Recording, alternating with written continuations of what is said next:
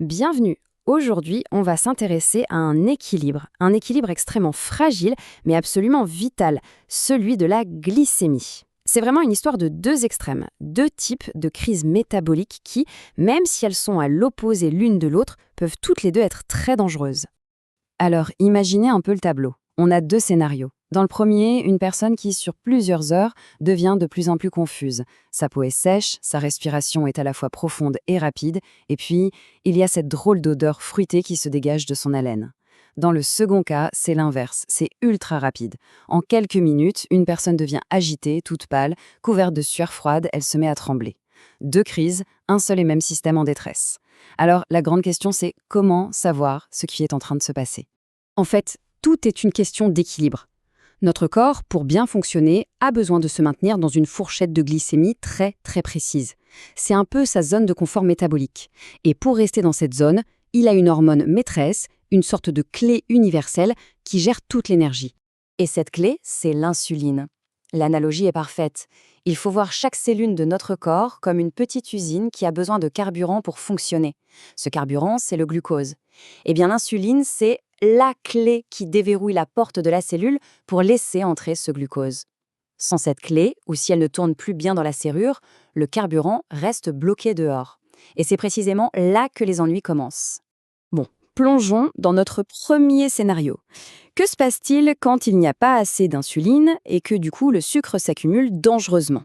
Ça peut arriver si une dose d'insuline est manquée, par exemple, ou si une maladie vient augmenter les besoins du corps.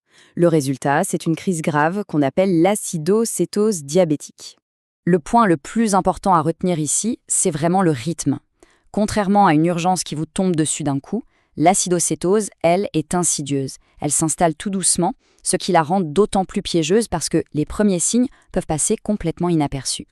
Ce schéma, il nous montre bien que ce n'est pas un seul problème, mais une véritable réaction en chaîne, un effet domino. Un manque d'insuline va déclencher toute une cascade d'événements assez dévastateurs.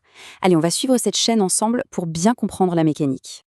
Alors, tout part du sucre qui ne peut plus rentrer dans les cellules et qui s'accumule dans le sang. Le corps, pour s'en débarrasser, va se mettre à uriner énormément, ce qui entraîne une déshydratation massive. Mais pendant ce temps-là, les cellules, elles, meurent de faim. En dernier recours, le corps va se tourner vers les graisses pour trouver de l'énergie. C'est son plan B. Sauf que ce plan B a un coût terrible. Il produit des déchets acides, les fameux corps cétoniques, qui vont littéralement empoisonner le sang. Cette phrase, elle résume tout. On n'est plus juste sur un problème de trop de sucre. Non, c'est une crise énergétique totale où les propres mécanismes de survie du corps se retournent contre lui. Et ça, le corps le montre.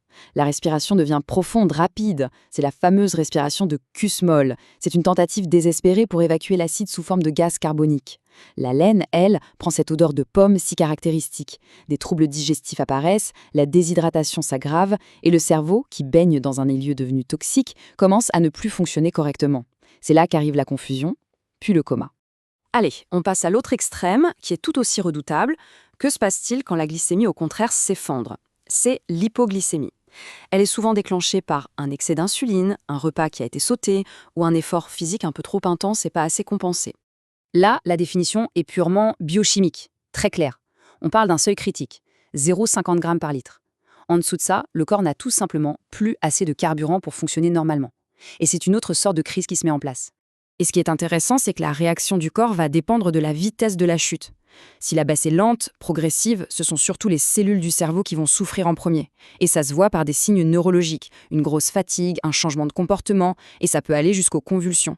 Par contre, si la chute est brutale, rapide, là le corps tire la sonnette d'alarme. C'est la décharge d'adrénaline, sueur, tremblement, palpitations. Ce point, il est absolument fondamental. À la différence de la plupart des autres organes, le cerveau, lui, ne sait pas utiliser les graisses comme carburant de secours. Non, il carbure quasi exclusivement au glucose et il en a besoin en permanence. Donc, s'il n'y en a plus, c'est comme si on débranchait la prise d'un ordinateur. Les fonctions s'éteignent les unes après les autres. Alors, revenons à notre question du tout début.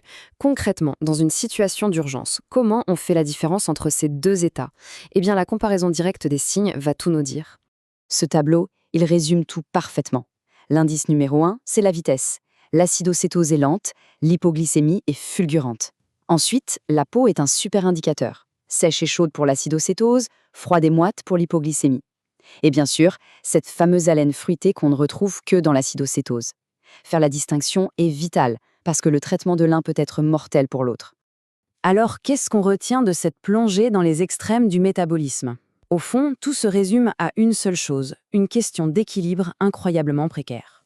Cette analyse nous fait toucher du doigt la réalité quotidienne de millions de personnes qui vivent avec un diabète. Ce n'est pas juste une histoire de chiffres sur un lecteur de glycémie, c'est une navigation constante. C'est marcher sur une ligne de crête très très étroite, avec un précipice de chaque côté. Et ça nous amène à une réflexion un peu plus profonde. Comprendre les mécanismes, c'est une chose, mais vivre avec cette réalité au jour le jour, c'en est une autre. Ça demande une vigilance de tous les instants, une connaissance de soi et une résilience assez extraordinaire pour mener ce combat invisible.